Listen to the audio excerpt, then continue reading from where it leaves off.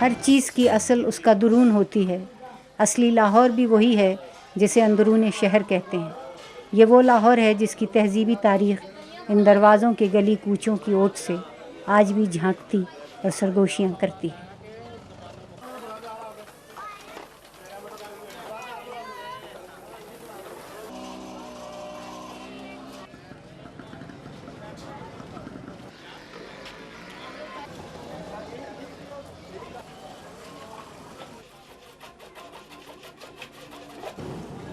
بھاٹی دروازہ اس تاریخ اور تہذیب کا نمائندہ دروازہ ہے.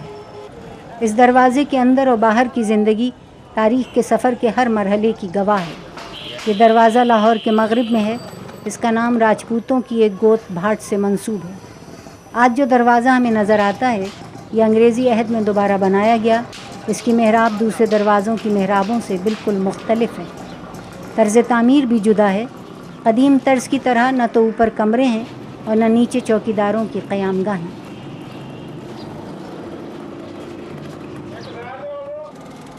بھاٹی دروازے کی زندگی اس میل سوا میل لمبے بازار کے ارد گرد لپٹی ہوئی ہے جو سرکولر روڈ والے سرے سے شروع ہو کر بازار حکیمہ سے ہوتا ہوا چوک ٹبی کے قریب ختم ہو جاتا ہے. یہ بازار آج بھی بازار اندرون بھاٹی گیٹ کہلاتا ہے. دروازے سے ذرا آگے بڑھیے تو الٹے ہاتھ وہ تاریخی مکان موجود ہے جہاں علامہ اقبال رہتے رہے. اوپر کی منزل میں ایک جھروکا ہے جہاں علامہ کی نشست رہتی تھی. اس کے مقابل دودھ دہی کی دکان ہے جس پر بھاٹی کے نامی گرامی پہلوانوں کی تصویریں عقیدت سے آویزاں ہیں اور آج کے دور میں اس فن سے ارادت کا ثبوت بھی. اکھاڑے اور تکیے لاہور کی تہذیبی تہداری کی علامت ہیں. پہلوانی کا فن لاہور کی مٹی کا فن ہے لیکن خصوصاً بھاٹی کو اس پر ناز ہے. محلہ سمیہ میں مفتی عبداللہ کی حویلی ہے جو اورینٹل کالج میں عربی کے شعبے کے صدر رہے. محلہ پٹرنگا کے ساتھ بھاٹی دروازے کی مشہور اونچی مسجد ہے. یہ مسجد شاہ عنایت اللہ قادری کے حوالے سے اہم ہے. عنایت شاہ صاحب بلے شاہ کے مرشد تھے. اسی مسجد میں مولانا غلام مرشد خطیب رہے اور لوگوں کو ان سے ہدایت کی روشنی ملتی رہی. رواداری اور پاسداری تہذیب کی علامت، علم کا اثر اور عقیدے کی پختگی کا دوسرا نام ہے.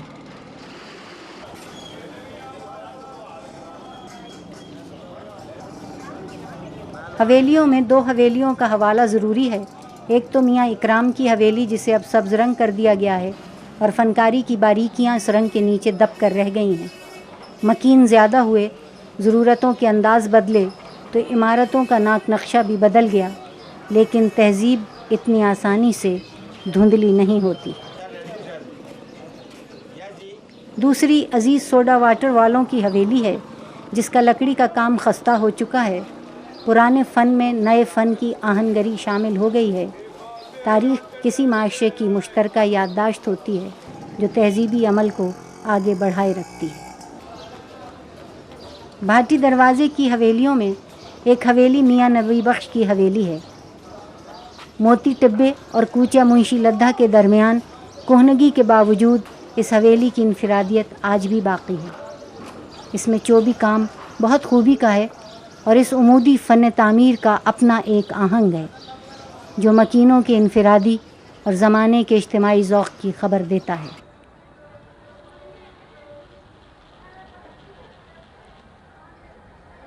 بازار حکیمہ میں کوچہ پیر بھولا کے سامنے کوچہ بالیاں کے کونے پر محلہ جوگیاں میں میاں قمر الدین کی حویلی ہے. یہاں شعر و ادب کی محفلیں ہوتی، موسیقی پر بحث ہوتی، مصوری اور خطاطی کی باریکیوں پر گفتگو ہوتی. لفظ، قول اور فن کی حرمت کا خیال یہاں کے رہنے والوں کے مزاج کا حصہ تھا. یہ سب باتیں اور مشغلے تہذیبی رویوں کی علامت تھے. یہ سامنے کا چبوترا ان کے معذور بیٹے کی بیٹھک کا ہے. یہی بازار حکیمہ علم و ادب، شعر و فلسفہ، موسیقی، خطاطی جیسے فنون کا مرکز رہا. مشہور تو حکیموں کے نام سے ہوا، لیکن یہ لوگ صرف طب کے ماہر نہ تھے. ان کی نظر زندگی کے ہر پہلو پر تھی.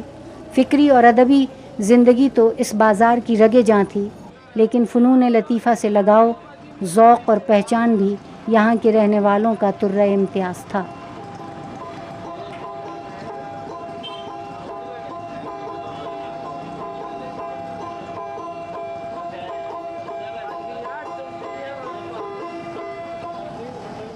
بازار حکیمہ میں مشہور فقیر خانہ بھی ہے۔ سکھوں کے عہد حکومت میں فقیر خاندان نے بڑا اہم کردار ادا کیا اور نام کمایا۔ اس خاندان کی موروثی حویلی فقیر خانہ کہلاتی ہے۔ یہ حویلی اپنی ذات میں علم و تہذیب کے نوادرات کا خزانہ ہے۔ اس بیش بہا سرمایہ کو محفوظ رکھنے میں اس خاندان کا ذوق اور احساس شامل ہے۔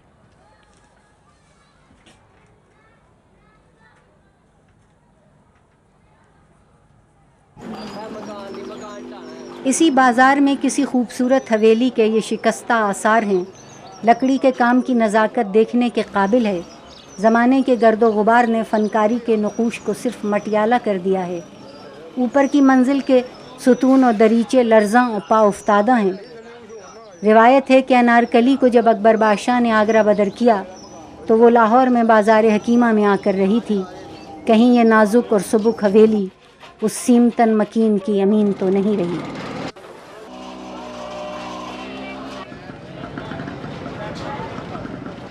یہاں ہی وہ تاریخی تھڑا یا چبوترا ہے جہاں علامہ اقبال، سر عبد القادر، مفتی محمد عبداللہ اور دوسرے بڑے لوگ مل کر بیٹھتے تھے اور ان موضوعات پر اظہار خیال ہوتا تھا جس نے ہمیں تاریخ کے ایک نئے پہلو سے روشناس کرایا۔ اس بات کی داد دیجیے کہ کسی صاحب ذوق نے یہاں یہ یادداشت لکھ کر لگا دی ہے تاکہ ترقی کے مابت پر تاریخ قربان نہ ہو جائے۔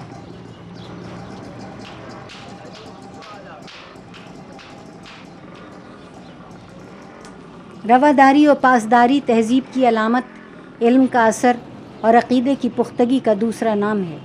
بھاٹی دروازے کی مشہور امام بارگاہ سر مراتب علی کی بیگم سیدہ مبارک بیگم کی امام بارگاہ ہے جو عقیدت مندوں کے لیے آج بھی مرکز ہے۔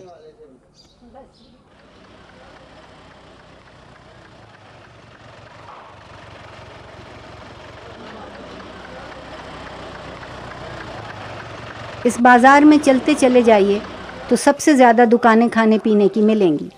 ناشتے کے لیے یہ دروازہ مشہور ہے۔ پوری حلوہ، نان کلچے، قتلمے، سری پائے یہاں سے اچھے کہیں اور نہیں ملتے۔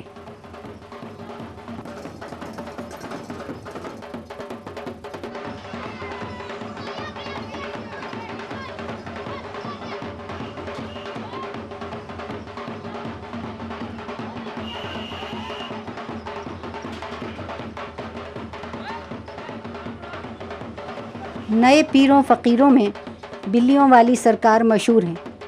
دروازے کے باہر اس درگاہ سے فیض جانداروں کو ملتا ہے۔ نسل چاہے کچھ بھی ہو، محبت کا سودا عام ہے۔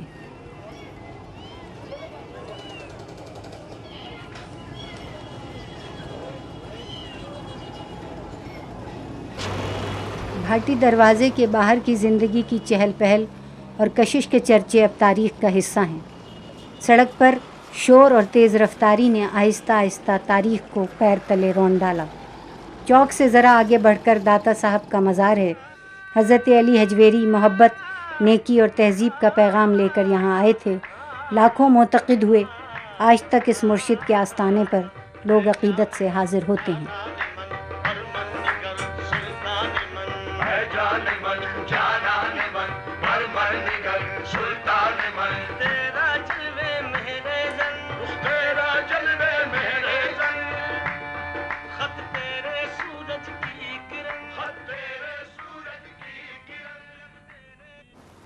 داتا صاحب کے عقب میں مشہور امام بارگاہ کربلا گام شاہ ہے۔ رنجیت سنگھ نے عزاداری اور تعزیہ داری پر پابندی لگائی اور حکم کی خلاف ورزی کرنے پر سخت سزائیں مقرر کیں۔ بابا گام شاہ نے اپنی عقیدت کا سلسلہ جاری رکھا، تعزیہ بھی نکالا اور ماتم بھی برپا کیا۔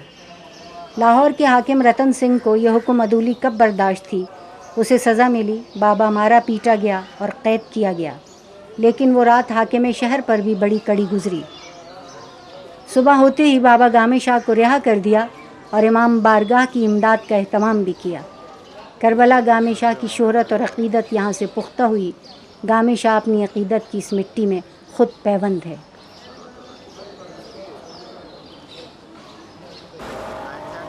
اس دروازے سے تعارف ایک بات کا پتہ دیتا ہے کہ جس قدر تہذیب کا عمل توانا رہتا ہے اسی قدر افراد کی صلاحیتوں کو پنپنے کا موقع ملتا ہے۔